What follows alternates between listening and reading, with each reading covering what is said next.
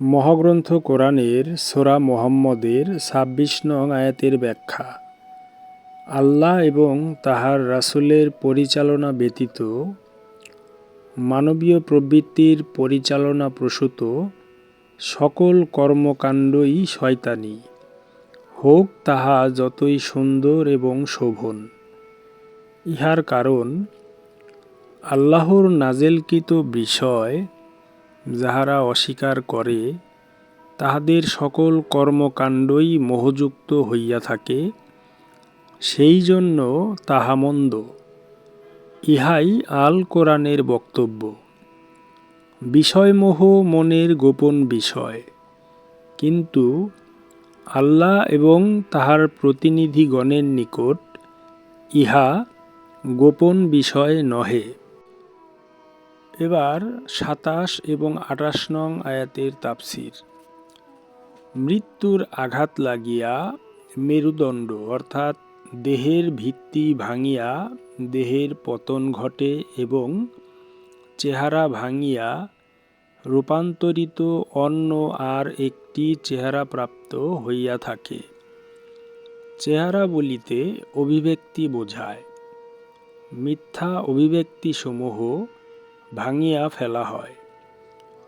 ইহা এই জন্য বলা হইয়া থাকে যে, আল্লাহর চেহারা অর্জন না করা পর্যন্ত অন্য সকল চেহারাই ধ্বংসশীল। যাহারা আজীবন আল্লাহর অসন্তুষ্টিমূলক কর্ম করে অর্থাৎ শিরক করে, তাহারা আল্লাহর চেহারা অর্জনের পথে অগ্রসর হইতে পারে না। এইরূপে তাহারা আজীবন আল্লাহর অসন্তোষমূলক কর্ম করিয়া নিজেরাই নিজেদের আমলকে ধ্বংস করিয়া ফেলে। সারা জীবন আল্লাহর অসন্তোষমূলক কর্ম অর্থাৎ সালাতবিহীন কর্ম আজীবন করিতে থাকিলে তাহা আল্লাহর নিকট অপ্রিয়। শৈশবের অবোধ অবস্থায় শিরক বিষয়ে অজ্ঞানতার কারণে শিরক তাহাদের জন্য অপরিহার্য বিষয়। মাসুম জন্ম ছাড়া সকল শিশুই শিরকের অধীন হইয়া থাকে। ইহা দ্বারা মানুষ নিজেই নিজের আমল ধ্বংস করিয়া থাকে। আপন আমলকে অক্ষয় করিতে চাহিলে শিরক মুক্ত হইতেই হইবে। আল্লাহর চেহারা অর্জনের পথ হইল সিরাতুম মুস্তাকিম।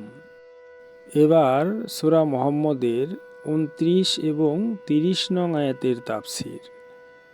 যাহাদের অন্তরে একটা ব্যাধি আছে অর্থাৎ ঈমানের দুর্বলতা আছে তথা শিরকের দুর্বলতা আছে, তাহারা হয়তো মনে করিতে পারে যে আল্লাহ তাহাদের অন্তর হইতে শিরক ভাব দূর করিবেন না। তাহাদের এই ধারণা ভুল।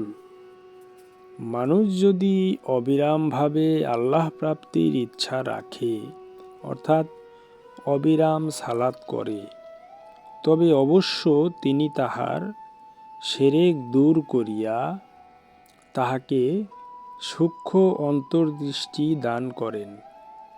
ইহার সাহায্যে সে অপরের মনোভাবও তাহাদের চেহারা দেখিয়া এবং কথার ভঙ্গি দ্বারা জানিতে পারে এবং তাহাদের সকল আমলের স্বরূপ চিনিয়া লইতে পারে।